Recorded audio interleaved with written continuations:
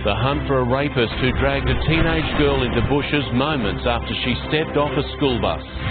The opposition leader Luke Foley accused of harassing a woman on a heated day in Parliament. And a new way to lock in the price of cheaper petrol, savings of up to 27 cents a litre. Live from our Sydney headquarters, this is 7 News with Mark Ferguson. Good evening. We can reveal a major breakthrough tonight in the case of murdered teenager Brayden Dillon, found executed in his bed in Sydney southwest. Detectives have now arrested the man they say was the murder mastermind. Tonight he's in police custody after more than a year hiding out in Thailand. A grieving uncle turned alleged mastermind of a teenage killing. Police say Abdul Abu Mahmood organised the execution-style murder of Brayden Dillon.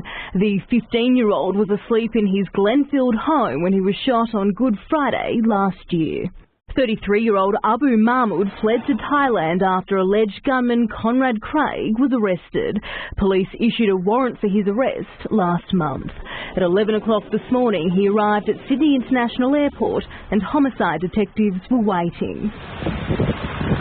Police say he plotted Brayden's murder as retaliation, with Brayden's older brother Joshua accused of fatally stabbing Abu Mahmood's nephew Adam a year earlier at Panania.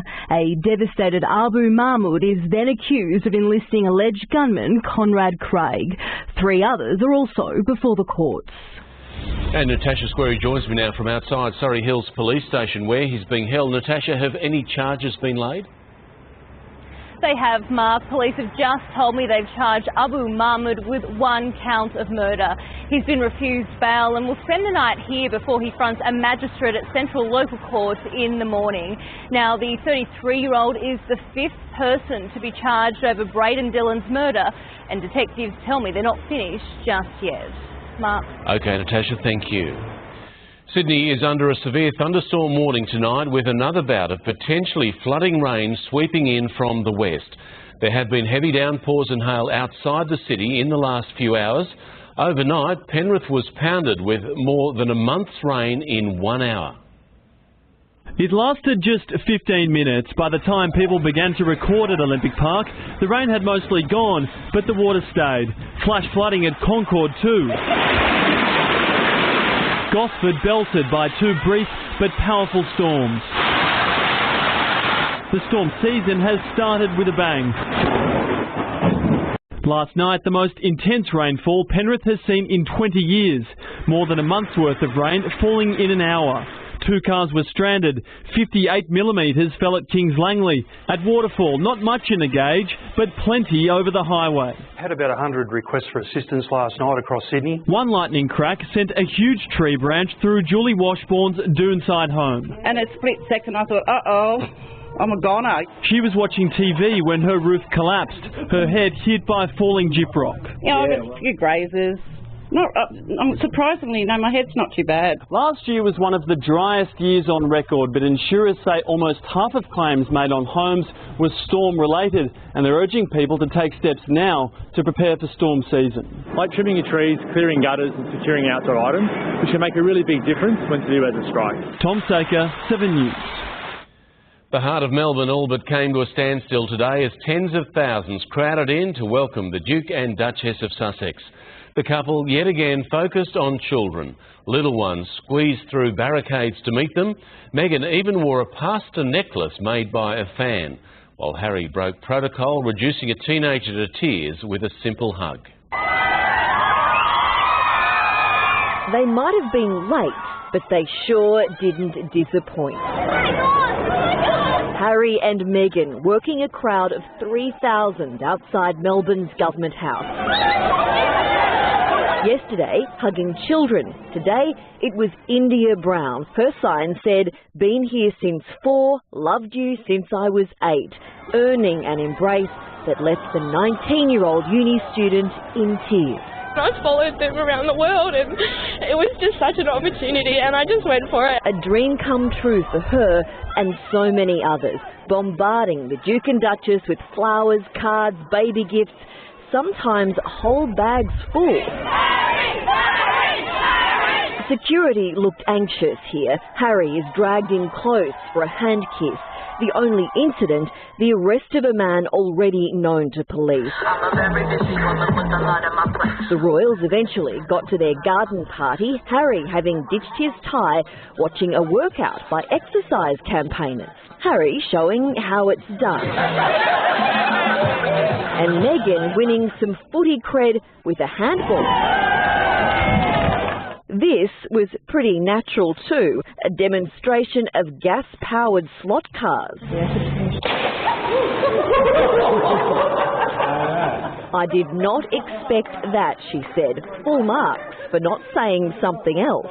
And for her fashion choice, today's dress by local designer Dion Lee, and a necklace made of pasta, a gift from a boy in the crowd. Next stop, north of the Yarra in trendy Fitzroy, for some street art and lunch at a cafe teaching hospitality to Indigenous students.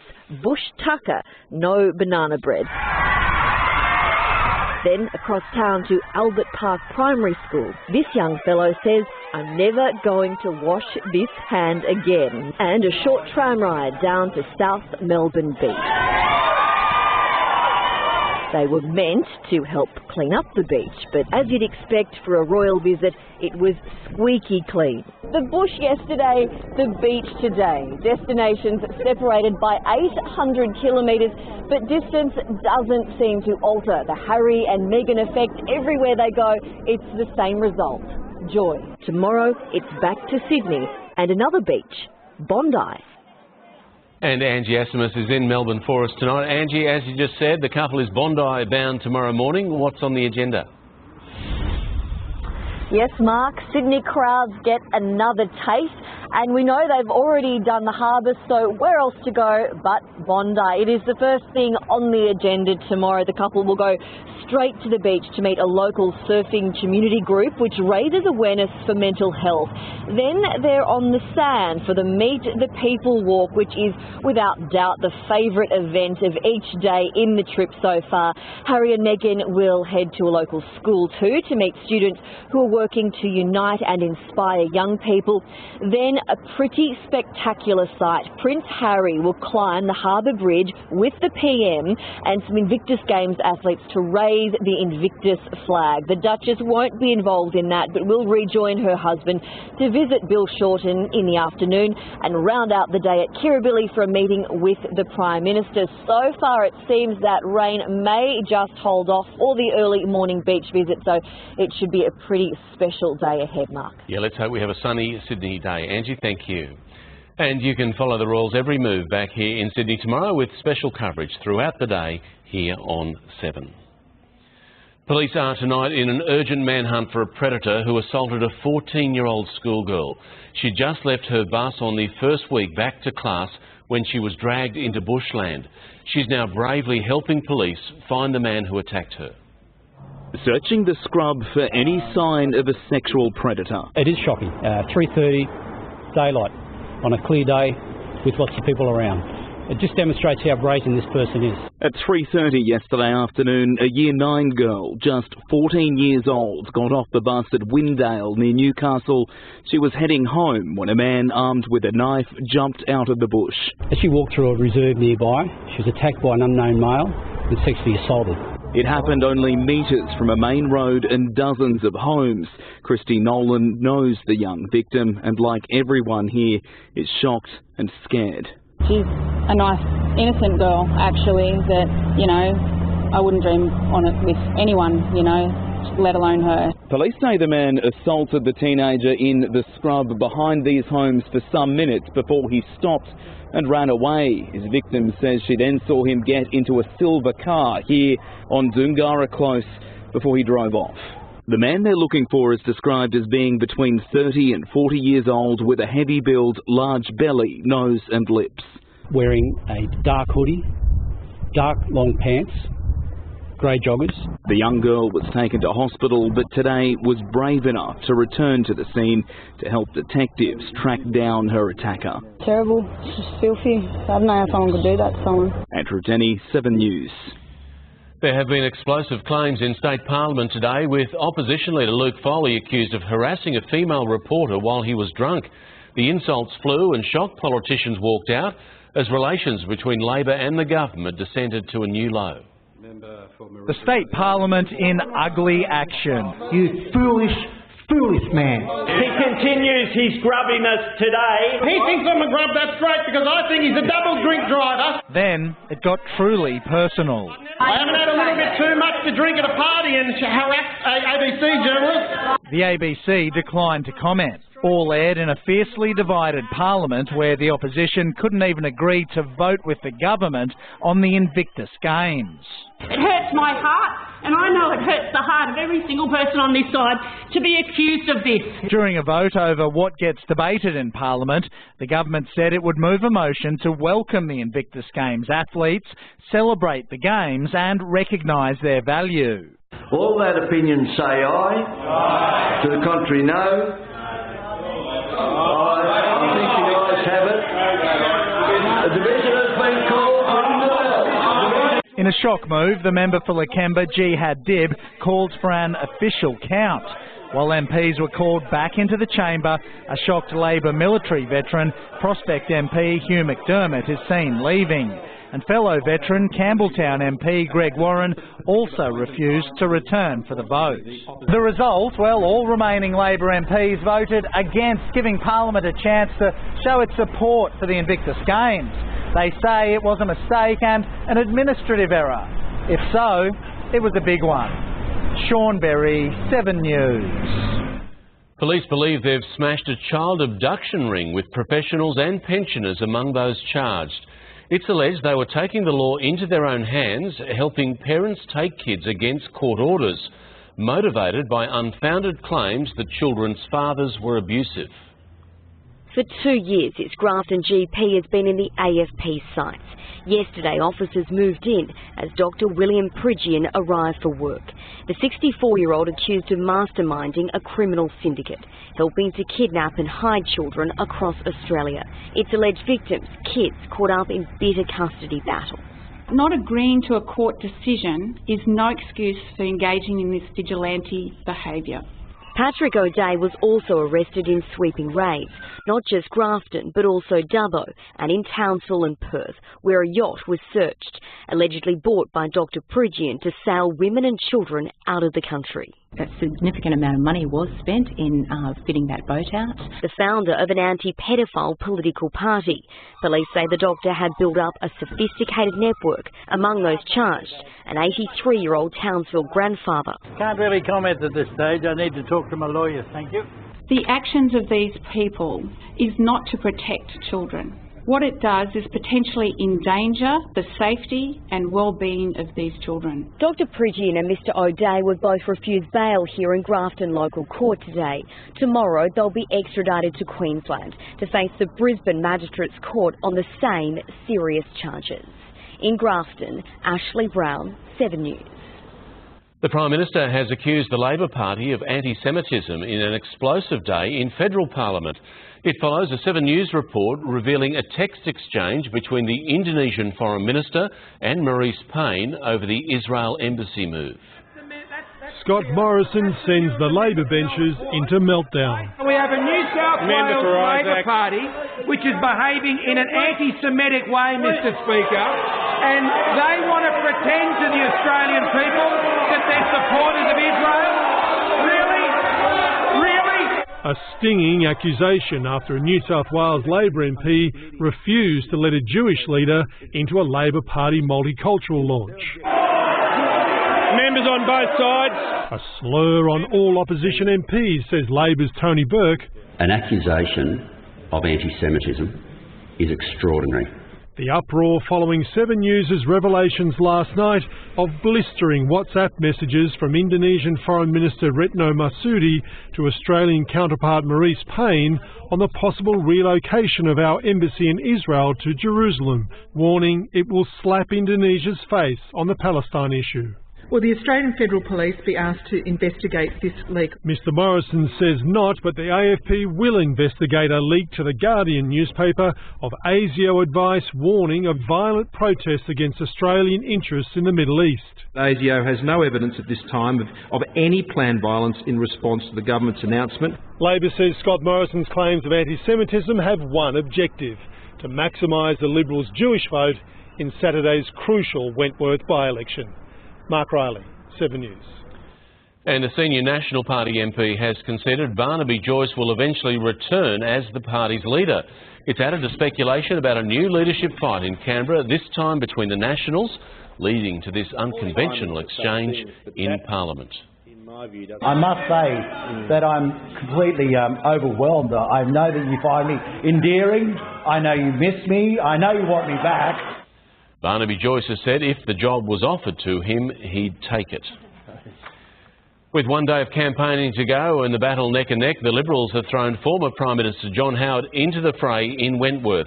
He spent the day urging the faithful to back Dave Sharma against the now favourite independent Kerryn Phelps. Very nice to meet you, John Howard. When times are tough for the Liberal Party, out comes John Howard. Yeah, well, it's not a walkover, this. It's not even close to a walkover, John. No, it's very tight. In Wentworth, where Liberal candidate Dave Sharma was sticking close, needing some Howard magic. 1, 2, 3. Good man. He's a good photo bomber, isn't he? The Liberals are trailing badly in polling. No surprises why. Malcolm Turnbull was the best Prime Minister we've ever seen, since he's gone, I'm changing my vote. I'm sorry. Leaving a former Prime Minister pleading with Liberal supporters. Who may be a bit grumpy at the present time, who may feel a little bit disillusioned. You cannot risk a protest vote. And hand victory to independent Kerryn Phelps. One of her supporters' tweets got an unexpected like today from Malcolm Turnbull. Well, he did unlike it as well, so he might have realised that it was getting a little bit of attention. So it was probably more a wink than a like. Far from liked, an outrageous email sent to by-election voters claiming Kerryn was diagnosed with HIV yesterday, so no chance she will be running for election. Can you divert your vote to Dave Sharma instead? The Liberals say this wasn't us. I mean, it was disgusting, it was despicable, it was a vile slur. The Liberals have joined Dr Phelps in calling for an investigation by electoral authorities, a rare moment of agreement in a by-election with so much at stake. And little time left for this. Greetings. How are you now, Dave? Chris Marr, 7 News. 60,000 New South Wales students sat down today for the first HSC exam of the year, English. Many came out with smiles of relief as they begin the end of 13 years of schooling. I'm just relieved, but I'm also just a bit worried for tomorrow. Always worried for the next exam. But yeah, I know I did my best. A total of 76,000 students across the state will sit the HSC exams over the next 2.5 weeks. Expert advice for students is a healthy diet, plenty of rest and some downtime from studying.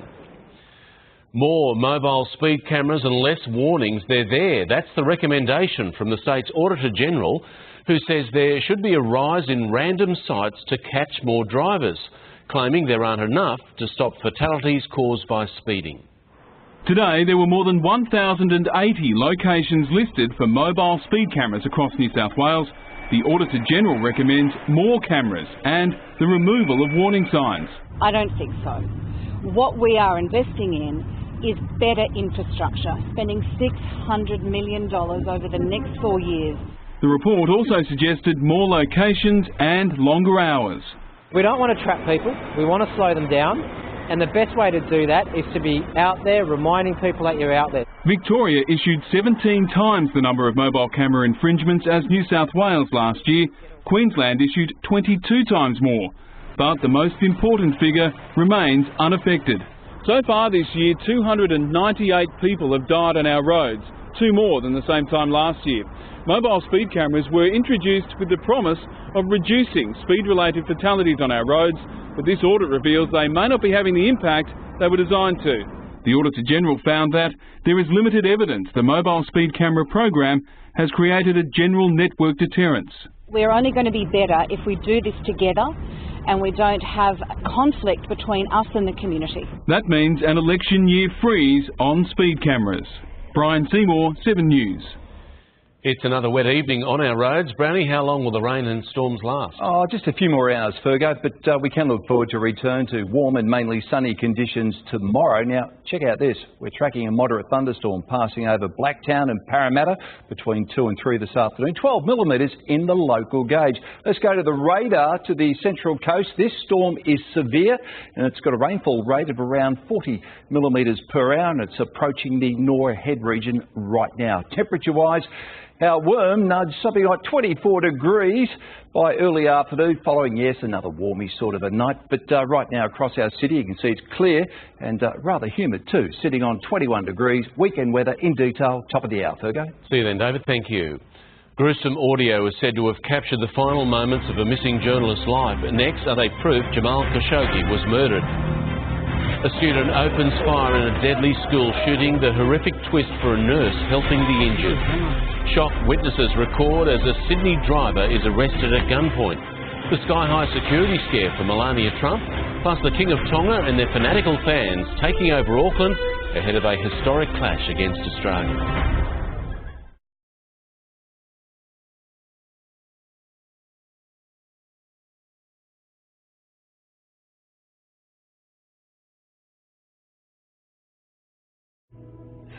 Head up right now. Head out right now. Do things you've seen in books right now. Tap here right now. Send there right now. Your list ticks off in full right now. Moving money to make the world you want right now. Download the Western Union app.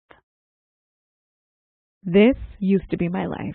Then my team and I found Monday.com.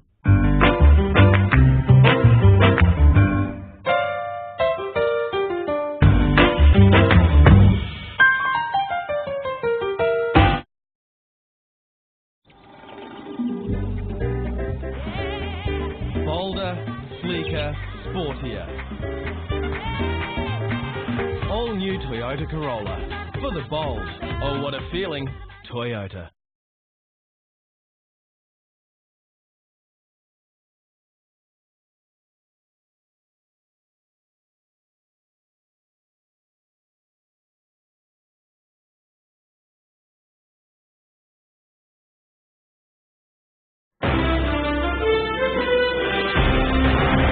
Welcome back. A man armed with a steel bar has been arrested at gunpoint during a road rage attack in Sydney's West.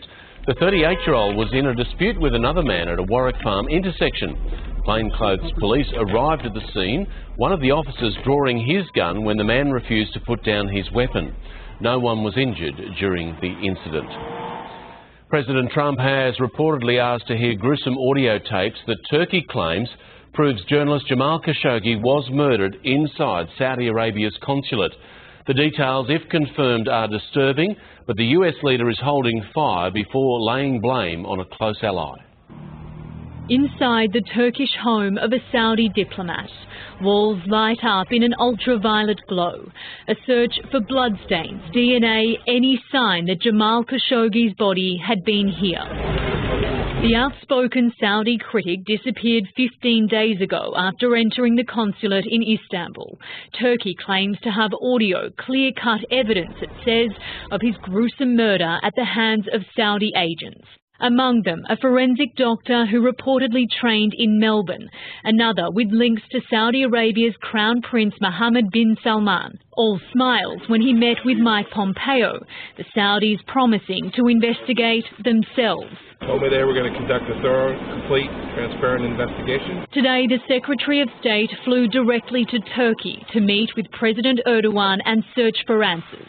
But balancing detective work and diplomacy hasn't been clear-cut for Pompeo or the President, who today underlined why this story goes beyond Khashoggi's fate and why he's still taking a wait-and-see approach. If you look at Saudi Arabia, they're an ally and they're a tremendous purchaser of not only military equipment but other things. I don't care how much money it is, there isn't enough money in the world to purchase back our credibility on human rights. In the United States, Ashley Mullaney, 7 News.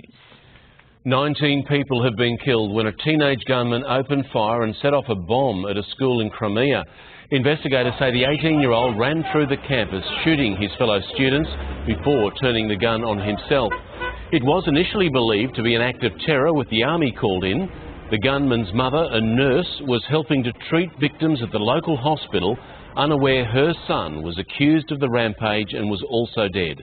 53 people were wounded. The US First Lady had a security scare when the plane she was travelling in filled with smoke. Melania Trump's flight was forced to return to a Washington military base. No one was hurt. The smoke was caused by a minor mechanical failure. The President's wife boarded another plane a short time later. A bear has been caught on camera breaking into a snow-covered car in Colorado. It can be seen prising open the front door and entering the vehicle before opening another 2 doors on the other side. The car's owner joking on social media that while the bear was delicate when opening the doors, it had a brutal indifference to shutting them. It's the calm before the storm for Mal Meninga and the Kangaroos before a very big test against Andrew Fifita's Tonga. Mel McLaughlin is here, and Mel, the Kangaroos fans will be well and truly outnumbered in Auckland. I think Auckland might be the place to be, Fergo. We saw at last year's Rugby League World Cup what the game means to Tongan players and their supporters. While Australia had the day off before the weekend's showdown, Tongan fans continued their takeover of Auckland. The Tongan community in South Auckland has been preparing for Saturday night's historic clash for months. My heart for 100% to support our country. Cars and shop fronts all show off the pride of the tiny Pacific nation. Some Tongan fans are prepared to carry a financial burden just to be a part of this spectacular event. Doesn't mind about expensive or something. The main thing is the warmth in our heart. Most of the houses here, you might have noticed, are state houses. But when the love of country and the love of their people.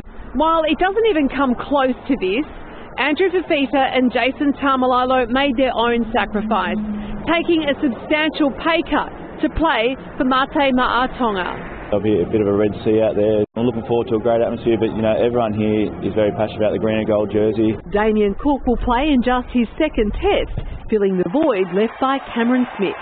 Most capped NRL player in the game. He's going to go on to play 400. He's played 57 tests for Australia, and to wear the jersey that he wore is something special. Michelle Bishop, 7 News. And back soon with the rest of the day's sport, including cricket, with one of the more bizarre dismissals you'll ever see, courtesy of a brain fade from Pakistan. Plus, Kate Campbell cleans up at the Women in Sport Awards. Virgo, so much going on. Of course, we want the Aussies to win, but I think this time maybe Tonga, the underdog. What a story that would be. It'll be an amazing game. It will be. Aussies by 1. Okay. Good on you, I'm not betting you. The family of a grandmother who was critically injured in a crash at Cronulla admit they made a mistake with their own investigation, but has their campaign to ban police pursuits just had a win? Well, it's sink or swim, the ambitious plan to clean up a polluted Parramatta River. A day at work turns deadly for a man at Moorebank. And later, the tips to save you 27 cents a litre when filling up. That's coming up soon.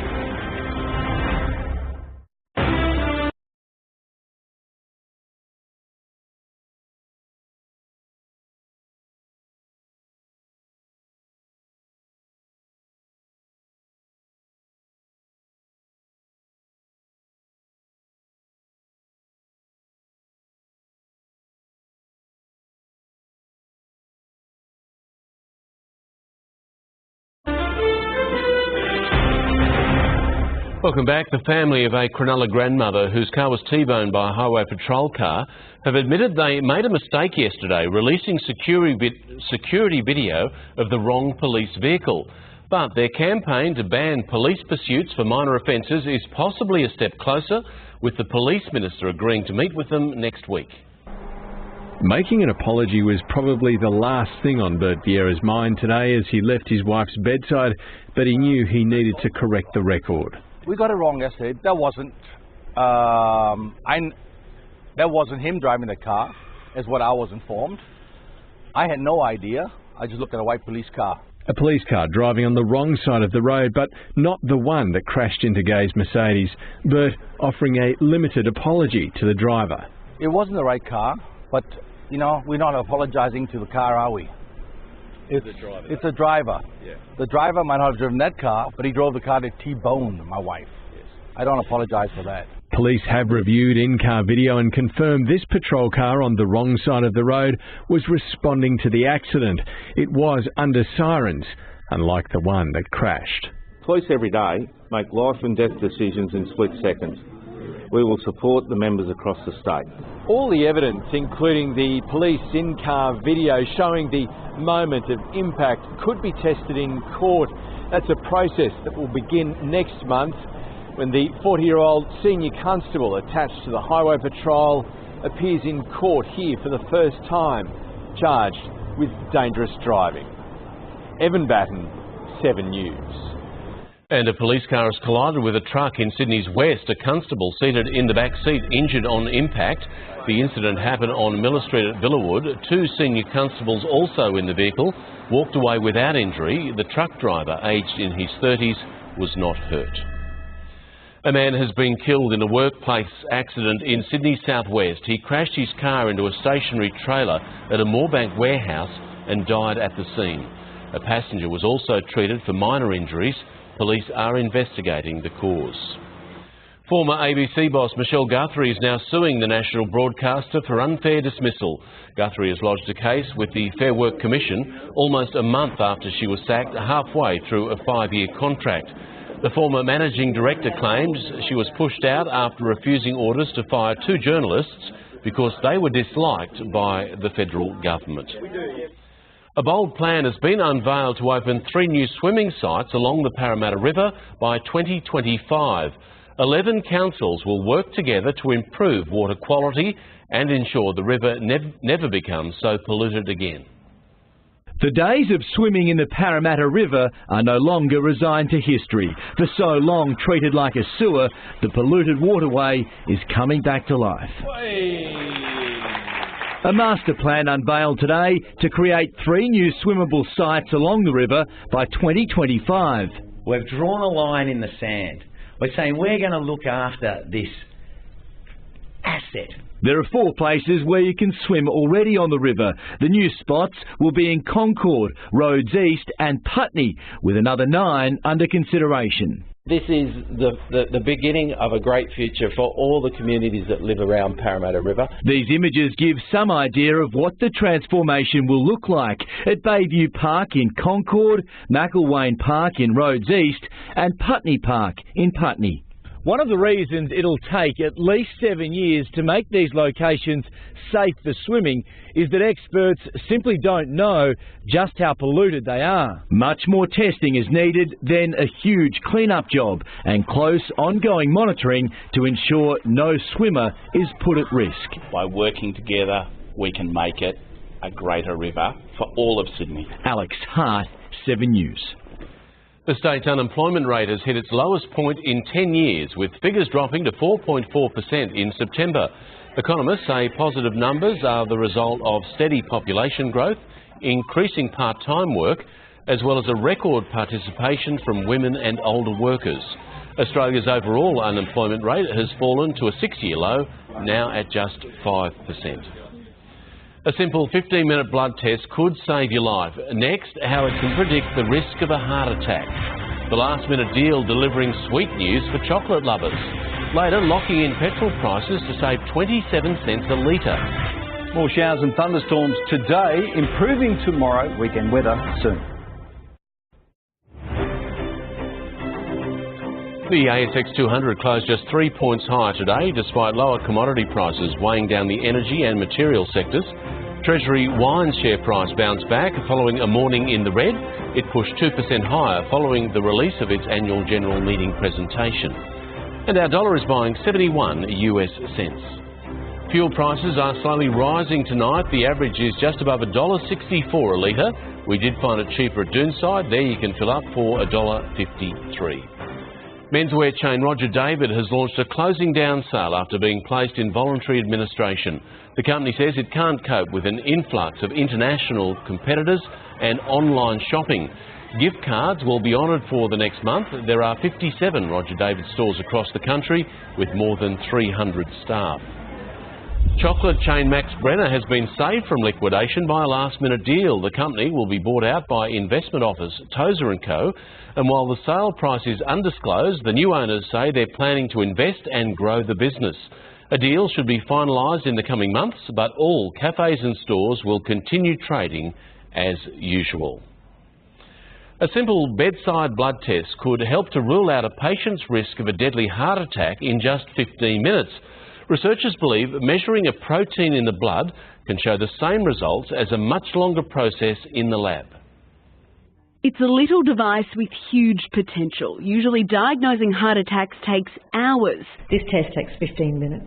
Instead of sending blood tests to labs, handheld technology detects tiny traces of troponin, the chemical released when your heart is damaged. Brisbane doctor Louise Cullen helped develop it. The success rate so far? 100%. On both levels, this is a significant advance to whether you're either ruling in or ruling out heart attack. 500,000 people present to Australian hospitals with chest pain every year. This test will allow half to go home minutes after they've been seen. Only 15% of them actually do have a heart disease. At the moment, if you're low risk, it's probably still going to take you 4 to 6 hours to get out of the hospital door. Slashing wait times in emergency rooms. If people are being turned around quickly and aren't using up cubicle space, that's time that we can spend with other patients instead. The results have only just been published, but the technology could be available in Australia as early as next year. Larger studies with thousands of patients are already underway. Groundbreaking medicine, homegrown in our own backyard. Georgie Chumley, 7 News. The new $50 note went into circulation today. It features Aboriginal writer and inventor David Eurapon and our first female Member of Parliament, Edith Cowan. The Reserve Bank is promising we should see fewer teething issues with our most popular note after problems with the $5 and $10 releases. The upgraded $20 note will go into circulation next year and the new 100 in 2020. Drivers filling up on the same fuel at the same service station are paying different prices. How you can lock in the best value and save up to 27 cents a litre. Don't miss that story soon on 7 News. But now Mel is back with sport, and the second test has been eventful and at times bizarre. Virgo, it's had a bit of everything, some strange dismissals and even brain fades on both sides, most recently from Pakistan, but the Aussies as well, with Marnus Labuschagne on a roller coaster in the UAE, a rookie mistake costing him his wicket, and a familiar face scores an absolute screamer in unfamiliar territory.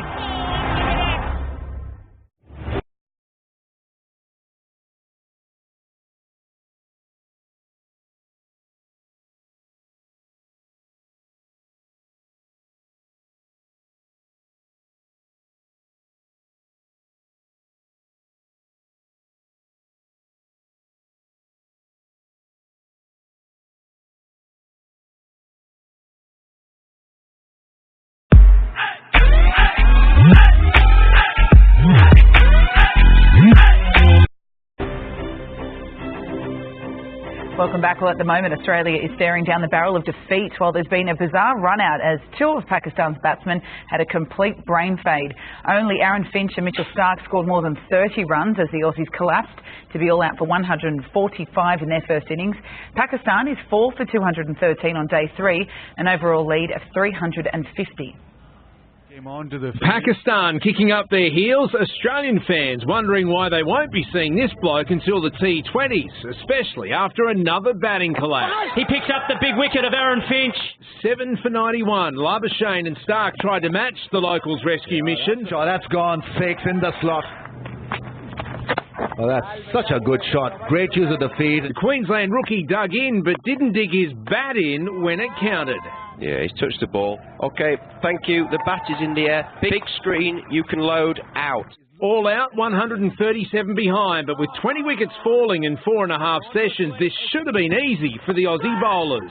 Upper sling gone. 1 for 15, but with Starc nursing hamstring tightness in the slips, half centuries to Ali and Zaman at the lead, 280 plus at stumps. wickets and back-to-back wickets I think are going to be important to stay in the game. And that's how day 3 started. Lyon with his 10th wicket of the series before one of the most bizarre run-outs you'll ever see. Does it have the legs? No, it stops. There's a reason they teach you to keep your eye on the ball. Azhar thought it was a 4, didn't run, and took the heat of Labuschagne. We'll get Marnus and Azhar to make a movie, Dumb and Dumber. Ben Davis, 7 News. It's remarkable. Rugby now, Michael Cheika has hit back at his critics. He says the Wallabies aren't playing badly. That's despite winning just 3 of 9 tests this year. The Wallabies are back in training ahead of next week's clash against the All Blacks in Japan. I know everyone likes to think it's all been disastrous, but it actually hasn't been. There's plenty of good bits in there as well. We need to harness and use all of those and bring them forward into the tour. Australia has plummeted to 7th in rugby's world rankings. We've seen a number of amazing free kicks over the years, and this one is right up there. Former England striker Wayne Rooney stepped up to produce a 27-metre screamer for DC United. Rooney the approach. Oh, it's in the net! It's in the net! What a wonderful! The goal propelled his side to a 1-0 victory over Toronto FC. Well, the biggest names in action sports have gathered in Sydney for the X Games at Spotless Stadium starting tomorrow at Sydney Olympic Park. The stadium has been transformed into a fast and furious arena, with the mega ramp certain to provide some highlights in the coming days. It's growing so much since when I first started to where it is now. There's so many girls just coming out. It is the first time in 20 years the X Games have been held in Australia. Competitors will be in action in BMX, skate and Moto X, and you can watch it beginning tomorrow on 7 Mate from 5 p.m. Kate Campbell has capped off a stunning return to the pool, winning the Sportswoman of the Year at the Women in Sport Awards. Campbell bagged 5 Pan Pac gold medals and 3 Commonwealth Games gold. She took out the top award and edged out Laura Geitz for Comeback of the Year. All I had to do was get back in a swimming pool. Laura had to push out a baby, so I feel like she definitely should be up here. I feel privileged and humbled and undeserving, and I want to thank each and every one of you for being a part of this journey. Tennis great Yvonne Goolagong-Crawley was inducted into the Hall of Fame.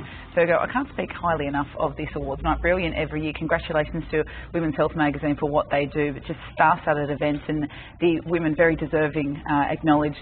Kate so well spoken, and Bronte was there as well. Yeah, legends everywhere. She pipped Bronte again. So deserving, but so humble. So she is. She's ridiculous. Well said. Good on you, mate. The cost of filling up is now at a 4.5-year high, but some savvy drivers are spending much less than those alongside them at the pump. Tonight we have expert advice guaranteed to save you big money anywhere, anytime. You could save up to $1,000 a year at the Bowser with some easy strategies. Being able to lock in their lowest price and achieve some pretty significant discounts. Lock in the lowest price per litre with this fuel app. Drivers using it at 7-Eleven servos have saved $6.5 million over 2.5 years, 12.5 cents a litre on average, compared to others at the same station buying the same fuel. Prices are extremely volatile when a holiday looms, so you might save 15 or 20 cents just by locking it in then. Once you register for the 7-Eleven card, the app will find the best fuel price in your area. Choose how many litres you want and lock in the low price for 7 days. You can redeem that at any 7-Eleven store across the country. Along with other apps comparing prices in your area and shopper discount dockets, more ways to save? Independents have to compete with the big players, so you generally find cheaper fuel prices at independent servos. Don't wait for the fuel light to come on, forcing you to pay the closest servo's price. When the tank's half full, start shopping around for the cheapest petrol. And not suddenly accelerating or braking conserves fuel. Helen Wellings, 7 News. Firefighters are banding together to raise money for motor neurone disease, inspired by a colleague's mate who was diagnosed with the debilitating illness. Wearing all their gear, which weighs 20 kilos, fireys will face the challenge of climbing the Sydney Tower Eye's 98 floors, all 1,504 steps. It's the 4th year firefighters have got on board, raising a total of $2 million so far. Our harbour looks absolutely beautiful tonight, and David joins us with the latest weather. Brownie, what's in store for the weekend? I think it'll be a warm start, Fergo, but this turbulent spring weather continues. Details after the break. 7 Sydney's David Brown is a forecasting meteorologist certified by the Australian Bureau of Meteorology, and he's only on 7 News.